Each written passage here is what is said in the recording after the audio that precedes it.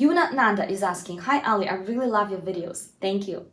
I have a more broad question. How to identify your yin if you're skinny and you're young if you're overweight? It's not easy to do, for sure. So I understand you, and I myself struggled with that for a long time. And I'm still, when I look at a woman with a bit extra flesh, it's a bit harder to determine which type she's belonging to, how much yang she has based on the picture itself. Sometimes on the picture you just don't see, and she doesn't walk and stuff. Facial features can really tell you a lot. Hands and feet sometimes can tell you also something. Not everything. It can be just one of the hints for you.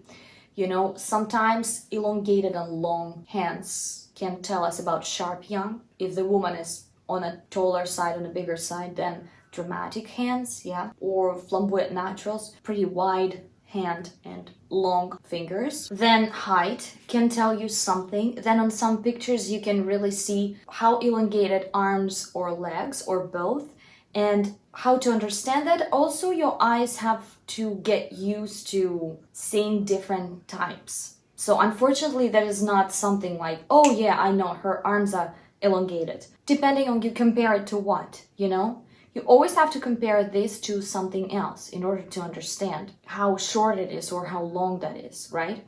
So when I just started doing the kibbe, for me classic was a starting point, because I couldn't understand what would be long or elongated or short, and I couldn't understand, I couldn't see that.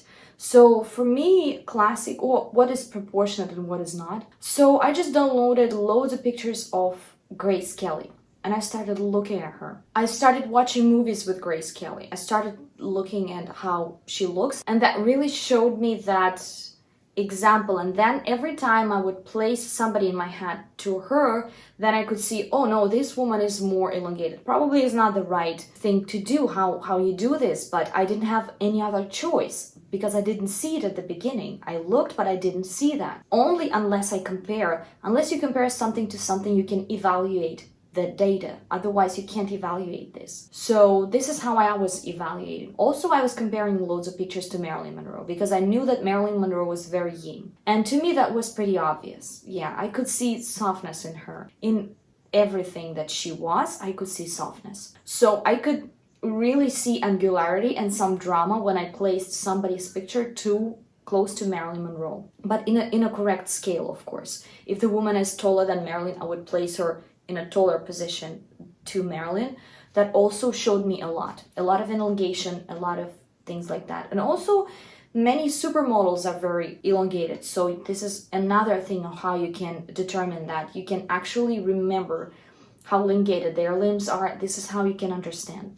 Another thing how you can understand the sharpness in a fuller bodies is by looking at the face and facial features. So sometimes dramatics look a little bit more chiseled. They have more sharp bones in their face. And flamboyant naturals, they look softer. They consist more of soft squares, soft rectangles, which also you can see that the elongation of the face, that also adds to the drama. It adds dramatic undercurrent. Smaller eyes, thin, like sharp eyes, sharp nose, prominent features, all that stands for more dramatic. And I already talked about kibbe confusion, I think, in that video. I'm gonna leave the link down below. And also you can check that video, curvy flamboyant natural. So I'm comparing their flamboyant natural and soft dramatic. And we can see how sometimes flamboyant natural can be curvy, can have some fullness in her, but at the same time, she is not lush. She is more flamboyant natural, and I'm explaining that why. And this is another why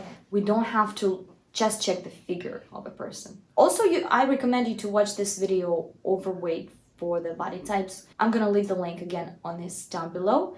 So probably that also can help you with that. Olsen sisters, they are soft gamines, but they're very skinny. So they don't have that flesh that David Kibbe talks about, but they are soft gamines, obviously. They are small and skinny, but they're not gamines. We don't consider them as sharp and straight. We still consider them as something connected more to a heart shape or to a drop shape. So basically those two shapes are more like soft gamine-ish from my viewpoint. So I consider them more like a heart shape or more like a drop shape rather than straight and sharp, I would say. So how we can understand their yin side? First of all, their height, yeah? Their facial bones tell us a lot. Button-up nose, their eyes, their cheeks.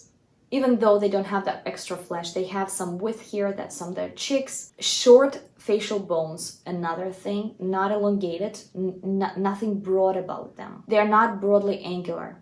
They have some angularity in their chin, here somewhere also in their shoulder area, the way they walk and stuff like that. But they don't have that broadness that flamboyant gamines have, for example. They don't have that slight musculature probably that flamboyant gamines might have. And they don't have that elongation of their arms, elongation of their legs that flamboyant gamines again might have. So this is how you can understand. Small hands, again slightly wide, small hands, small vertical line, short limbs. This is all how you can check yin side of a person. Thank you so much, guys, and I'll see you soon. Bye-bye. Subscribe on my Pinterest for 13 boards as an inspiration for the body types. Also, you can subscribe on my Instagram. All the links I'm gonna leave down below. Also, you can become my sponsor or subscribe on my Patreon for some exclusive videos, some early access to these videos, and just if you want to support me and my channel. Thank you so much, guys, and I'll see you very soon. Bye-bye.